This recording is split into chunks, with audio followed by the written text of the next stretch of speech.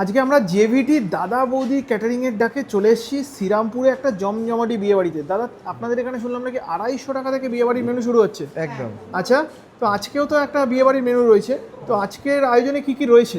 আজকের আয়োজনে আছে আপনার ফিশ ফ্রাই, আচ্ছা স্যালাড, আচ্ছা কাসুন্দি, আচ্ছা রুমালি রুটি, আচ্ছা। ডাল মাখানি, বাহ, বাসন্তী পোলাও, মাছের কালিয়া, চিকেন আচ্ছা। কষা।